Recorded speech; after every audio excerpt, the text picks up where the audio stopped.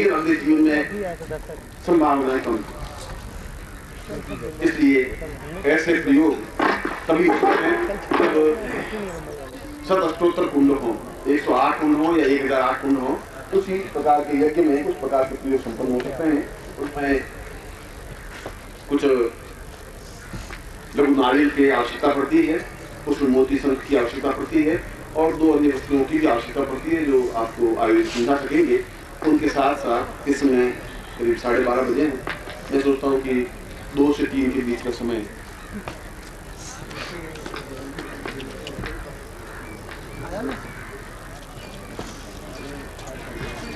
वो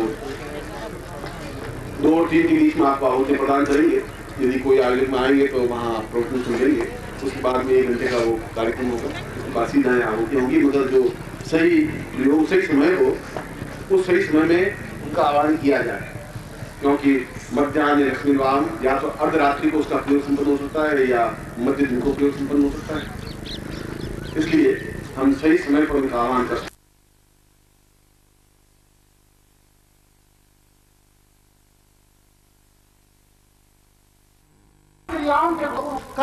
नारायण शिव नारायण नारायण नारायण शिव नारायण शिव नारायण नारायण नारायण।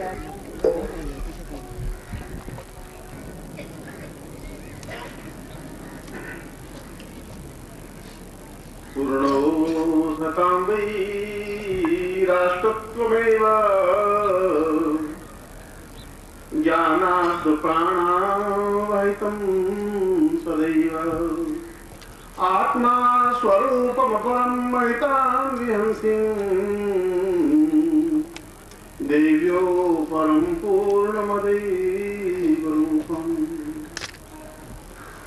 जीवन में और जीवन की पूर्णता के लिए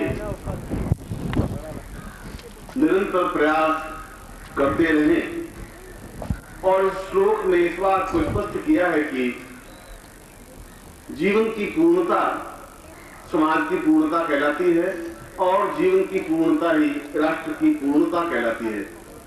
और जब राष्ट्र की पूर्णता होती है तो फिर राष्ट्र खंडित नहीं होता, फिर राष्ट्र में कुछ खंडन नहीं होता। मगर जो कुछ हिंदू और हिंदुत्व के बारे में बोला जा रहा है, निश्चय ही हिंदू शब्द एक अत्यंत व्यापक शब्द है। हिंदू शब्द का अगर जहां हम प्रयोग करते हैं तो वह केवल जो भी हिंदुस्तान में रहते हैं वे सब हिंदू हैं। उसके लिए कोई धर्म, कोई मजहब, कोई संप्रदाय एक अलग मायने कुछ नहीं रखा। जैसे कि जयंती बहन ने कहा कि प्रभु के पास पहुंचने के लिए सैकड़ों रास्ते हैं, यहाँ से दिल्ली जाने के लिए 25 मार्ग हैं। आपके पास कौन सी क्षमता है, किस तरीके की साधन और क्षमता है, उस रास्ते से आप दिल्ली ही पहुंचे, ये आपका लक्ष्य होना चाहिए। उसके लिए माध्यम और मार्ग आपने कौन सा चुना है वह सत्य, सुविचार और स्वेच्छा युक्त हो। इसलिए हिंदुत्व न तो कभी मत हुआ था और न हिंदुत्व कभी पराजित हुआ था। वह केवल भारतवर्ष के सभी लोगों के हृदय पर हिंदुत्व का अंकन तो है ही। यह अलग बात है कि उस पर कुछ विशेष कारणों से, इसे चिंतनों से कुछ ऐसी धूल, कुछ ऐसी गर्द जम गई कि वे अपने सिर को नीचा करके उस हिंदुत्व को पहचान नहीं पा रहे हैं और उसमें कुछ अलग तस्वीरें देखने लगे हैं, अलग चिंतन होने लगा है, अलग विचारसा होने लगा है। और यह उस श्लोक में आज से 25,000 वर्ष पहले भी ऋषि ने इस सत्य को पहचान लिया था। उसने इस सत्य को देख लिया था कि व्यक्ति स्वयं जब तक प्रेरणादायक नहीं बनेगा तब तक राष्ट्र और समाज और विश्व प्रेरणादायक नहीं बन सकता। जहां मनुष्य खंडित हो जाएगा, जब मनुष्य के चित्त पर पड़े हुए बिंब को देखने की क्रिया भूल जाएगा, जब उसको ये एहसास नहीं होगा कि मेरे हृदय का बिंब क्या है, हृदय की चिंतन क्या है, हृदय में क्या छवि है, मेरा मूल उत्तर, मूल प्रेरणा, मेरी मूल जड़ कहाँ है, मैं कहाँ से उत्पन्न हुआ हूँ और मेरा मूल ध्येय, मार्ग, लक्ष्य क्या है, जब वो देखने की क्रिया बंद हो जाती है और जो एक दर्पण पर अगर धूल जम जाती है तो हम अपने चेहरे को साफ नहीं देख पाते। हम चाहे कितना ही प्रयत्न करें कि हमारा चेहरा किस प्रकार का है, हम उस दर्पण में अपनी स्वच्छ छवि नहीं देख पाते। और अस्वच्छ छवि कई प्रकार की कुतर्कों को, कई प्रकार की बुद्धि के विनाश को पैदा करती है। और यह जो कुछ अलग चिंतन, अलग ध्येय, अलग लक्ष्य, अलग विचार, अलग धारणाएं बनी, वह केवल अपने चित्त पर पड़ी हुई गर्द को नहीं हटाने की वजह से बनी। और उस श्लोक में इसी बात को स्पष्ट किया है कि यह सारा कार्य पूरे राष्ट्र को एक सूत्र में बांधने की जो क्रिया उन्होंने की। और यज्ञ में अगर आप देखें तो यज्ञ के बाद में जब हम पुष्पांजलि अर्पित करते हैं तो उस पुष्पांजलि में भी यही कहा जाता है कि पूर्व से ध्रुव पश्चिम और उत्तर से ध्रुव दक्षिण तक पूरा राष्ट्र एक है, एक चिंतन युक्त है। और वह एक चिंतन युक्त नहीं बन पाता, उसके पीछे व्यक्ति का एक खंडस अभिप्राय है। इसलिए यह व्यक्ति की पूर्णता जो मूल ध्येय है, मूल लक्ष्य है, क्योंकि समाज और राष्ट्र और देश और विश्व केवल उन व्यक्तियों के एक प्रयासों से, उन सम्मिलन प्रयासों से और व्यक्तियों के माध्यम से बनता है। और व्यक्ति स्वयं जब खंडित बन जाता है तब उस श्लोक में ऋषि ने अपनी वाणी के माध्यम से स्पष्ट किया कि वह कर्म क्षेत्र के माध्यम से जीवन की पूर्णता प्राप्त करे। क्योंकि कर्म और जीवन का मूल कार्मिक क्षेत्र उस हृदय के स्वच्छ छवि को, हृदय के स्वच्छ दर्पण को स्पष्ट कर सकता है, स्वच्छ कर सकता है। जिस दिन हृदय का बिंब स्पष्ट हो जाएगा उस दिन उसके सामने दूसरा कोई विकल्प, दूसरा कोई चिंतन, दूसरी कोई ध्येय, दूसरी कोई धारणा, न हिंसा हो पाएगी, न दूसरी कोई बाधाएं, अड़चनें कठिनाइयां आ पाएंगी। बार बार उपदेश देने से शायद वह गर्द हम स्पष्ट रूप से नहीं कर सकते। उसके लिए क्रियान्वयन पक्ष जरूरी है।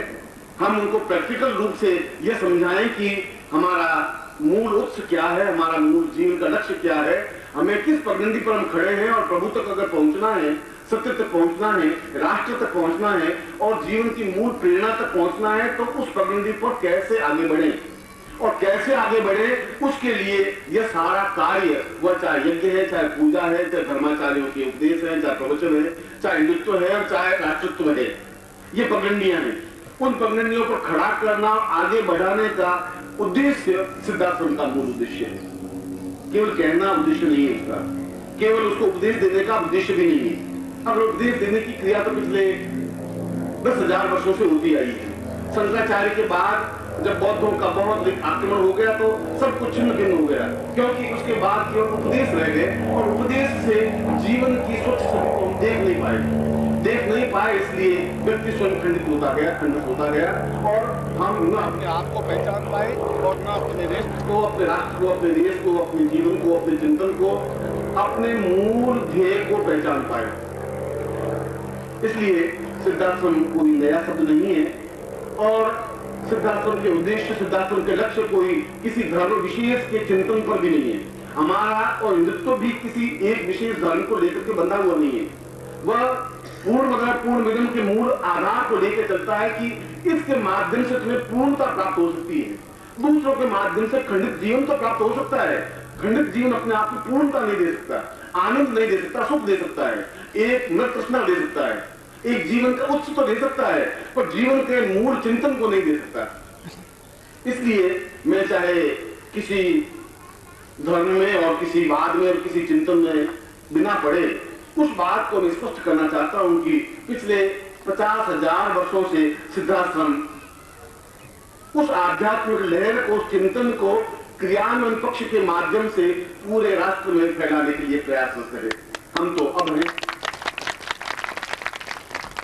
और किसी भी जीवन में और किसी भी राष्ट्र में, किसी भी देश में और किसी भी संसार में प्रत्येक महापुरुष और प्रत्येक युग पुरुष पर उस काल की छाया तो पड़ती ही है। कभी वह धूमिल होता है, कभी वह उज्जवल हो जाता है, कभी वह स्वच्छ दिखाई देने लग जाता है।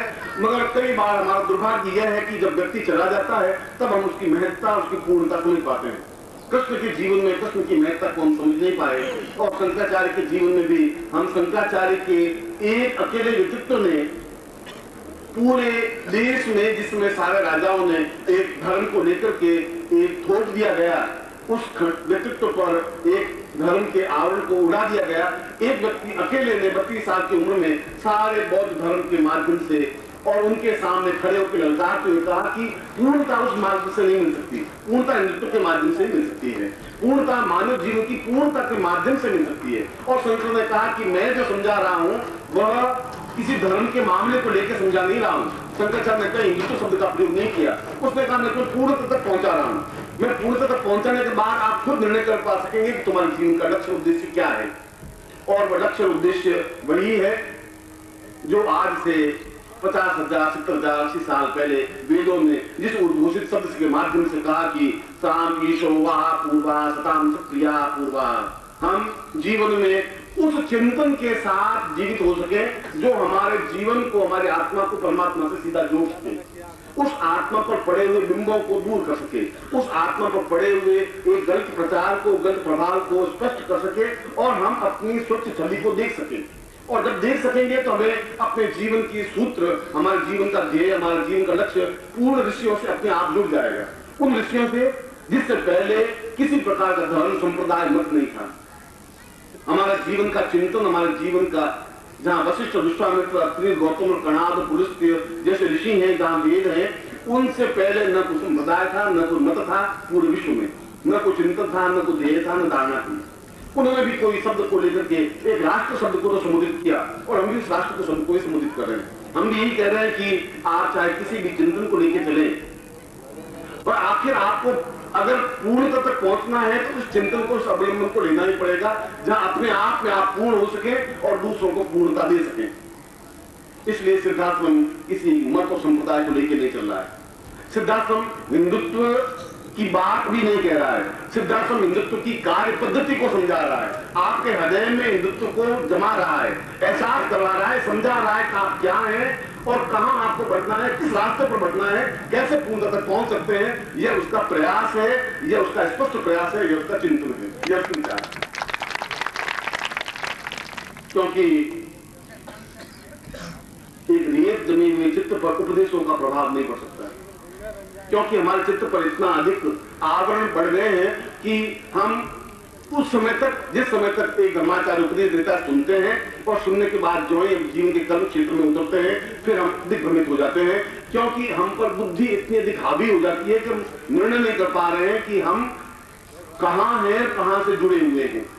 जब आपको ये मालूम नहीं कि आपकी आज से 5वीं पीढ़ी कौन थी, तब आप उस वशिष्ठ विश्वामित्र को भी नहीं जान सकेंगे। मैं आपको आपके पिता और आपके दादा का नाम पूछूं तो शायद आप बता सकेंगे, और दादा के पिता और दादा के दादा का नाम तो आप बता ही नहीं सकते। 5 पीढ़ी पहले से आप भूल गए तो मैं आपको 50वीं पीढ़ी पहले स्मरण दिलाऊं तो व्यर्थ हो जाएगी, तो उपदेश व्यर्थ हो जाएगा। उस उपदेश से जीवन का चिंतन नहीं बन सकेगा। उस उपदेश से फिर मैं ईशावास्य परिषद के उस पूर्ण विवरण को भी आपके सामने स्पष्ट नहीं कर सकूंगा, क्योंकि उपदेश जीवन की पगडंडी पर आगे बढ़ाने में सहयोगी नहीं बन सकता। एक इफेक्ट तो दे सकता है, मगर पिछले 4000 वर्षों में इतनी अधिक गर्द जम गई, इतना अधिक दिग्भ्रमित हो गए हैं कि हम अपने मूल चिंतन, मूल स्वरूप को देखना बंद कर दिया है। और हम कभी कहीं और जगह भाग जाते हैं, कहीं दूसरी जगह भागते हैं, उस जगह सुन लेते हैं, गिरजाघर में सुन लेते हैं, मगर हम अपने खुद के स्वरूप को जिस दिन देखने लग जाएंगे तब ये सब आपके मत और संप्रदाय बहुत नीचे के स्तर पर रह जाएंगे।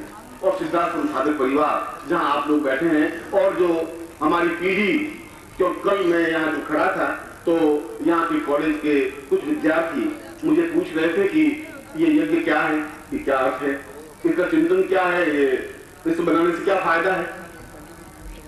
और मैं सोचता हूँ कि इसकी सबसे बड़ी गलती मेरी नहीं है, आप लोगों की गलती है कि आप अपनी पीढ़ी को, अपने बच्चों को समझा ही नहीं पा रहे हैं कि क्या है, तो नहीं समझा पा रहे हैं कि आपके जीवन का मूल उद्देश्य और लक्ष्य क्या है। आप उनको ये नहीं समझा पा रहे हैं कि उनकी पीढ़ी को भी एक नई प्रेरणा, एक चिंतन देना है, लक्ष्य देना है। आप हिंदुत्व के लिए तैयार हो जाए, बहुत बड़ी उपलब्धि नहीं है।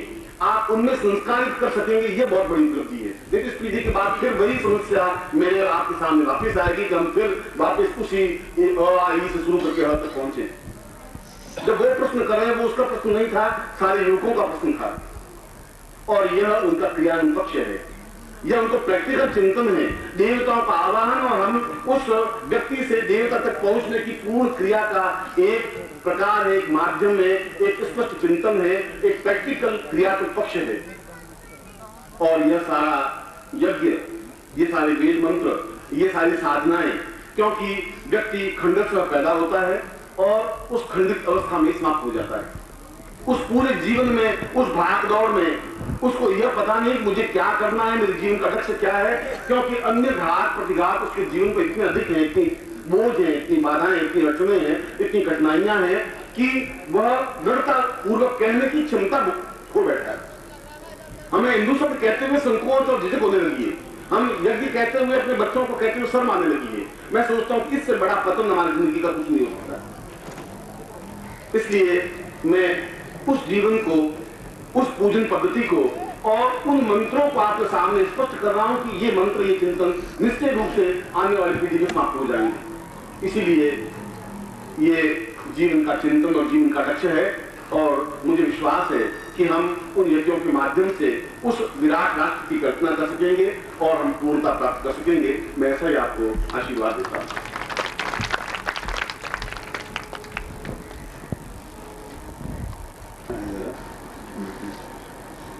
जयवंती बहन को कुछ आहुतियां दिलवा करके फिर हम लोग भी यज्ञ में अपना कार्यक्रम शुरू करेंगे। आभारी हूं कि वे बीच में समझी और मीट में से बिना भूल हैं और उनकी व्यस्तता इससे भी ज्यादा बने। मैं ऐसा तो उनको आशीर्वाद दे देता हूं।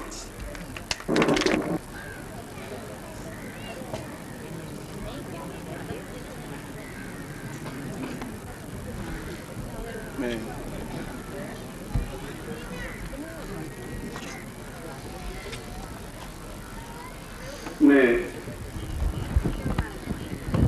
उस गर्भ संसारक परिवार के और उपस्थित सभी सदस्यों और साधकों से सुबह मैंने एक कमिट किया था, एक चिंतन दिया था कि मैं दोपहर को कुछ विशेष मंत्रों से उनको आहुतियां प्रदान करवाऊंगा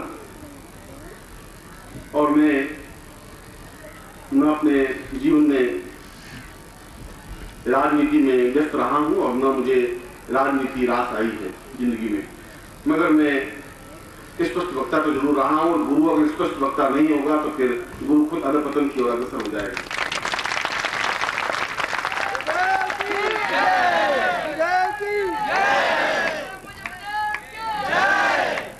इसलिए कभी कभी अचानक उठा हुआ मंदिर थोड़े से भूकंप से गिर जाता है, खंडित हो जाता है, और जब गिर जाता है तो वापस मंदिर का निर्माण होना बहुत कठिन हो जाता है। फिर वापस उन हाथों से मंदिर निर्माण होते नहीं। इसलिए 2-4 व्यक्तियों को आहुतियां दिलवा देना मेरी राय में बहुत ज्यादा अनुकूल नहीं होगा। हम सभी मिलकर के वहां आहुतियां देते और जो कुछ भी चिंतन उन्होंने हमारे सामने रखा, मेरा उनके प्रति किसी प्रकार का पूर्वाग्रह नहीं है। उन्होंने भी एक जीवन का ध्येय लक्ष्य लेकर चली और चले हैं। मैं सोचता हूं कि अग्निदेव उनकी आहुतियां ले ले पहले,